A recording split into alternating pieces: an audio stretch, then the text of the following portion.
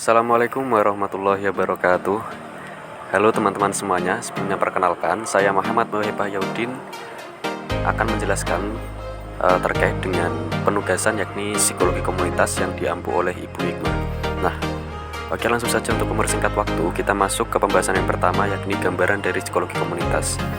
Nah, apa sih sebenarnya psikologi komunitas ini dan apa saja yang dibahas? Nah, mari kita bahas secara bersama-sama ya. Definisi dari psikologi komunitas ini sendiri yakni adalah sebuah bidang ilmu psikologi yang mempelajari bagaimana orang berperilaku dalam kaitannya dengan lingkungannya. Nah, ini disampaikan oleh Close et al. Tahun 2012. Nah, kemudian konteks perilaku terdiri dari waktu dan pola perilaku. Jadi, secara singkatnya, psikologi komunitas adalah bidang ilmu psikologi yang mempelajari bagaimana hubungan individu dengan proses lingkungannya. Nah, kita lanjut. Gambaran umum, pengertiannya bidang psikologi yang berfokus pada hubungan antara individu dan lingkungan mereka. Nah, ini yang sudah kita sempat singgung tadi ya teman-teman di definisi, bahwasanya psikologi komunitas itu mempelajari bagaimana hubungan seorang individu, bagaimana hubungan seorang manusia terhadap lingkungan mereka.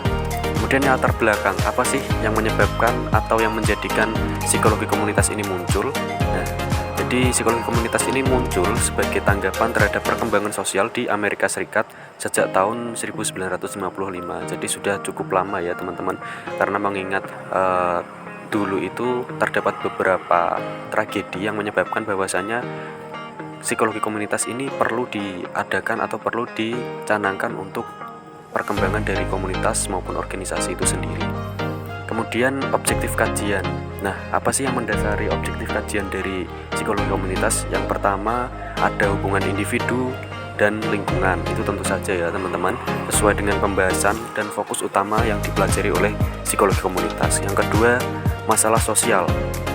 Kalau kita ingin melihat dan menganalisis dari hubungan individu dengan lingkungan, tentu harus ada masalah sosial yang berlaku.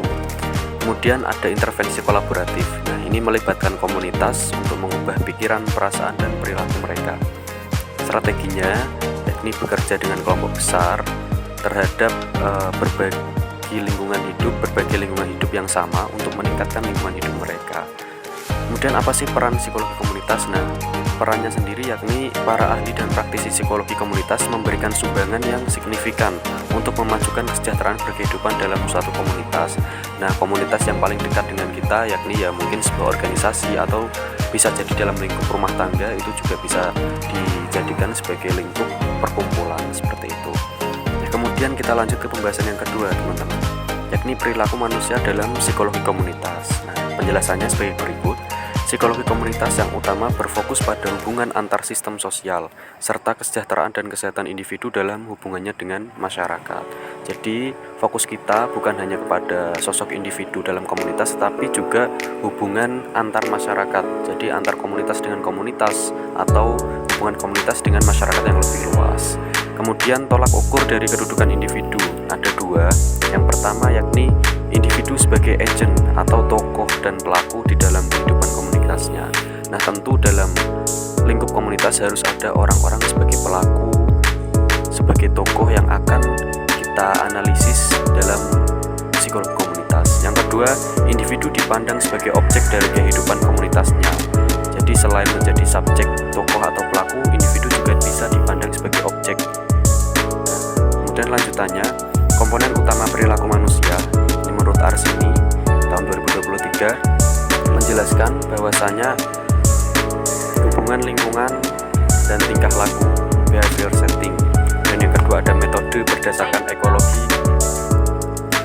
Yang ketiga ada psikologi lingkungan. Yang keempat faktor-faktor yang berdampak pada perilaku.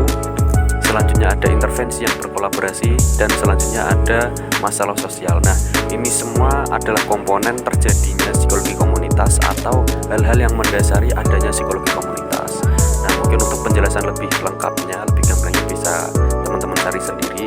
Ini adalah secara singkat penerapan dan komponen utama dari perilaku manusia untuk psikologi komunitas. Nah, sekian teman-teman yang bisa saya sampaikan.